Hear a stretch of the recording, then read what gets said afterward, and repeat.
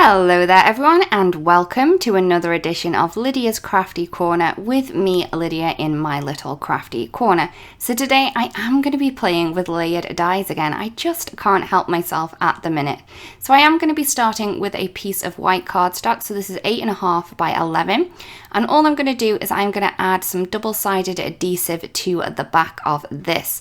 So I'm just going to add it on and score that little bit that's a little bit too large, and then cut that off, and then I have a lovely piece of double-sided adhesive cardstock. So I'm then going to be using the very pretty Crafter Flower Morning Glory, and I'm just going to be popping these into place onto that white cardstock sheet that we have. And I am going to refer to the guide just to make sure which kind of colours go next to each other, because we will be colouring these in.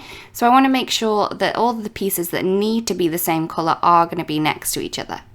I am using some masking tape just to keep these pieces in place while I do run this through my die cutter machine. Once I've cut it the first time, I'm then going to cut it a second time. Again, trying to keep the pieces that are the same colour go next to each other. So I'm kind of really trying to maximize the space on this piece of cardstock as well, really keeping things really close so I can get 3 of all of these images out of this one sheet. So once I've done it the second time, I'm then going to do exactly the same thing for the third time. I do try my best to keep all of these images together, but sometimes you may need to move them around a little bit just to make sure that you can fit all of the images on this sheet. So once I'm happy with that and I have run that through my machine again, I'm then ready to start colouring. So I'm just going to remove all of these little pieces, just making sure that all of the pieces stay on this sheet so it's easier for me to colour. So to colour these in, I am going to be using my inks and a little blending tool. So for this first base layer here, I'm going to be using the Misty Morning and also the Pale Mauve. So I'm going to be adding that in just kind of randomly onto this layer here. I am using the layering guide to help me out to see which kind of colours need to go on which layer. So for the second layer, I did add a little bit of a guideline just to make sure I was going with the right images, and I did go a little bit awry at the end, but it doesn't matter because that one will be darker. So for this layer, I'm using the Amethyst and also the Cloudy Sky inks for this one. Again, being quite random with my placement of the colours, I really do love this beautiful gradient that you're going to get with these. So once I finish the second layer, I'm then going to move on to the third layer. So for this layer, I am going to be using the Nimbus and also the Grape Agate, or Agate, depends on how you pronounce it. So again, just being really random with where you place this colour down to give that really natural effect with the colour blending. So once I'm happy with the amount of colour that I have on those, I'm then going to move on to the leaves. Now I'm using a larger blending tool for this so it doesn't take as much time. So I'm going to be using first the beautiful Misty Moor, then a little bit of the Marshland, and then a little bit of that sea forest onto the base layer of these leaves to give that really natural effect there. I'm then going to be using the sea forest for the base colour of the second layer of the leaves, and then a little bit of that mangrove root. For the little flower centres, I used a little blending tool, and I did use the pumpkin pie for that. Once I'm happy with the amount of colour that's on all of my little pieces, I can then go ahead and pop these together. I do recommend that you keep the layering guide off to the side of you, just so you can make sure where these little pieces go. As you can see, I did have to pop some of these back now and again, these little sticker pieces, just to make sure I had the little right piece for my flower. I just love how these go together. When you do get the right little piece, it's really easy to pop them in. And as you can see, because we've kind of added that ink in a various random effect, you are going to get some really beautiful blended effects and some really different looks to all of these little flowers that we have here. As you can see, I am using a little hat pin just to help me remove the pieces from that backing sheet of double-sided adhesive that we have going on. I find that this little pin works really well, but you can get little styluses or pokey tools that would do the job just as well too. And it really does help to get in these fiddly little pieces as well, just to get them in the right place. So once I've finished with the flowers, I'm then going to add in the little flower centers. It doesn't necessarily matter which one you use for these. I think if you mix them up a little bit, it may give a little bit of a different look to each of the flowers too. So once I've finished with the flowers, I'm then going to move on to the leaves. As you can see, I am using a little hat pin just to help me remove the pieces from that backing sheet of double-sided adhesive that we have going on. I find that this little pin works really well, but you can get little styluses or pokey tools that would do the job just as well too. And it really does help to get in these fiddly little pieces as well, just to get them in the right place. So once I finish with the flowers, I'm then going to add in the little flower centers. It doesn't necessarily matter which one you use for these. I think if you mix them up a little bit, it may give a little bit of a different look to each of the flowers too. So once I've finished with the flowers, I'm then going to move on to the leaves. And I have to say, these are pretty easy to put together if you do have that layering guide off to the side. So once I've finished with that, you can see just how pretty all of these little images are, especially with that gradient blending that we have. For the card, I'm going to use 2 little panels. So they are 3.5 by 7.5, and as you can see, I have a piece of vellum which I've just cut down on to 7.5, so it's going to be the same length as the panel. I'm then going to score one side of this vellum piece, and this is just going to be scored at the 3.5 inch line. I can then fold this over, so we are creating our card base at the time.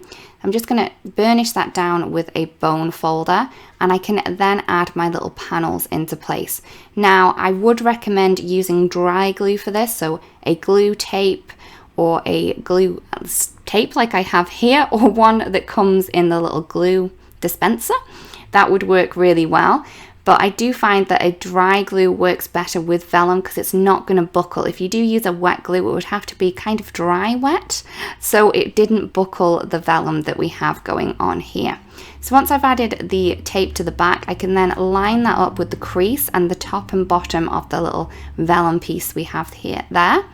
Then for this piece, I'm just going to fold this over. This means I'm going to have it perfectly fitted to that little panel. If I did do this beforehand, it may not fit properly. So I always find that doing this after I've popped that little panel down is the best. And I can then cut this panel piece down to 3.5. So it's all going to fold together really nicely. So as you can see, I'm just folding that down, and there's going to be our little card base. I do need to tidy up the back side. So all I'm going to do is I'm going to take that second panel, again 3.5 by 7.5, again a little bit of glue tape onto this, and I can then just pop this onto the back, and that's just going to kind of cover the adhesive that's going to be shown through the panel of vellum because it is transparent. So once I have my card made up, I can then take my really pretty layered die cuts and then pop these into place where I want them to be. Now I'm kind of doing like a mirrored effect. It's not really mirrored, I would say it's more of a 180-degree turn. So wherever I pop in the corner of one of the sides, I'm going to pop in the corner of the other, kind of mirror image, but not quite. So I'm just kind of getting things as I want them to be, removing the backing as I do go along because these are really clever little stickers. I love the double-sided adhesive, so it means that it's really easy to pop these together. Now, because we do have double-sided adhesive on this, it means that when it does show through the vellum, it's not really going to make much of a difference. You're not going to be able to see the adhesive because it's all over. So I think that's a really great kind of bonus to having the double-sided adhesive, especially when you're working on vellum, when you're going to be able to see it. So I'm just popping these into place where I want them to be. I am using the layering guide a little bit just to make sure I do have the right stems on the right flowers, but I don't really think that it would be a huge problem if you put them on the wrong one, so don't worry about it too much. Once I've done the front, I'm then going to use the extra images that I do have to decorate the second layer here. Now this is what's going to be really quite pretty about the card. This stuff that you see that's going on here, you are going to be able to see from the front. It's going to be kind of softened with the first layer of vellum, but it is still going to be able to be seen through. Once I'm happy with all of the placement, I'm going to cut off all of the overhanging pieces, and you can see just how pretty this card is here, and you can see those really soft images through. For the sentiment, I'm going to be using the circled sentiment stamp set, and I'm going to be using two of the sentiments together. So I have the You Are and also the One of a Kind, and I'm going to be stamping these using some Obsidian ink. Just quickly heat set that before I do use the die to cut these out. Now, because I didn't put any double-sided adhesive on these, I am going to need to cut 2 more of these little circles just so I can cover the backs of these. What I'm going to do is I'm going to find out where I want these to be, and I want them to lay on top of each other. So I'm going to go with the one of a kind first, and I'm going to place that on the second layer of vellum that we have here. And then once I'm happy with the placement of that, I can then pop the UR directly on top of it on the first layer. So you're going to have the UR on the top, and then when you open the card is going to be the one of a kind. I do use those little circles just to cover up any of the adhesive on those little sentiment circles that we have there. And here is the card complete. You can see just how pretty this is. I love the softness of those flowers that can be seen through the vellum, and it gives a really different look too. So I really do hope that you liked the card and that you've enjoyed the video. If you really did, please check out the All About Layering Die class over on Altenew Academy. It is a free class, and this is one of the techniques shown in the class. Thank you. Bye-bye. Hello there, crafty friend, Lydia here. Just popping in to say that you can get your daily dose of crafting tips, techniques, and tutorials just like this by subscribing to the Altenew YouTube channel. All you need to do is click on that little bell up there and you will never miss a video. Thanks for watching. Bye-bye.